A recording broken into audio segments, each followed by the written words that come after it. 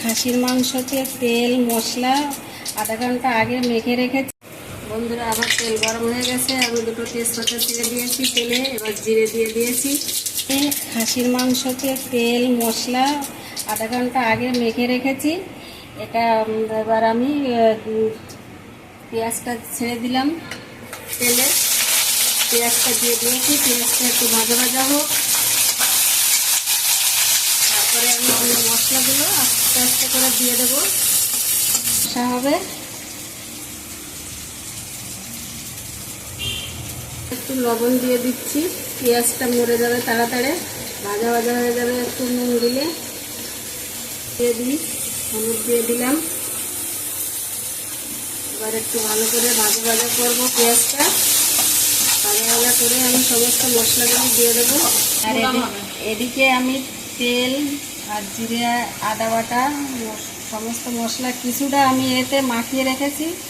মাংসটা একটু নরম হবে, ভালো হবে, খুব সুন্দর হবে, তার জন্য মেখে রেখে দিয়েছি। এবার আমি বাটা দিয়ে দিয়েছি, আদা রসুন বাটা।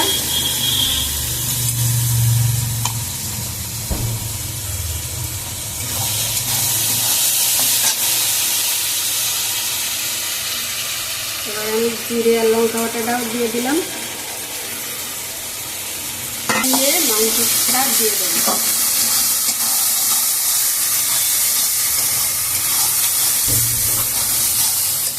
দেখো বন্ধুরা, আমার মশলাটা কষানো হয়ে গেছে। আমি এবার এই মাংসগুলো মেখে রেখেছি, মশলা মেখে রেখেছি, কত সুন্দর মুলায়ম হয়েছে। একটু শীতে শীতের মতো হয়তো, তাই আমি এই আগের তেল মশলা মেখে রেখেছি যাতে ভালো করে গলে তাড়াতাড়ি, তার জন্য আমি মেখে রেখেছি। এবার মাংসগুলোকে আমি দিয়ে দিচ্ছি,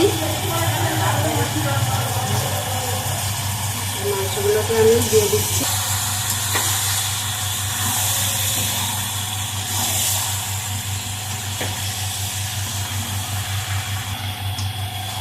এবার মাংসটাকে ভালো করে কষিয়ে নিয়ে আমি ওদিকে জল গরম রেখে দিয়েছি, গরম জল দিয়ে দেবো।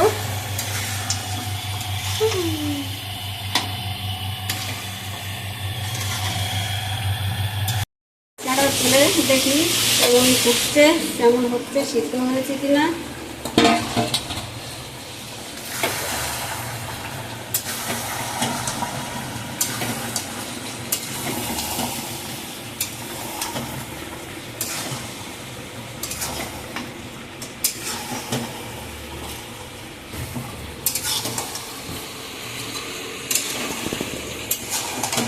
মটনটা কষা হচ্ছে, ভালো করে একটু কষিয়ে নিয়ে তারপরে আমার একটু কষিয়ে আমি গরম জল দিয়ে দেবো।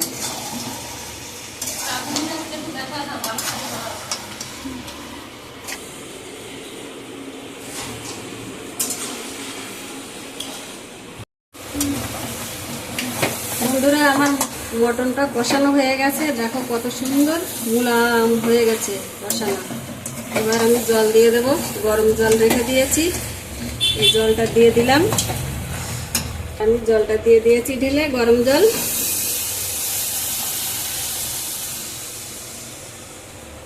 দিয়েছি,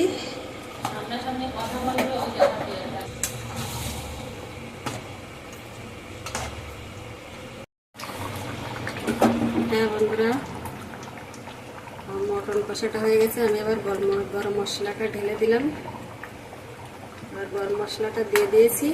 আমি এবার ঝোলটা হয়ে গেছে মটন কষা, এবার এটাকে নামিয়ে দেবো। দেখো কত সুন্দর ফুটছে।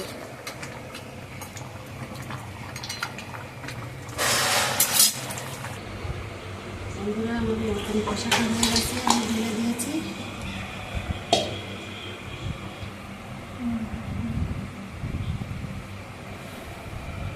বন্ধুরা, আমার মটন কষাটা রেডি হয়ে গেছে।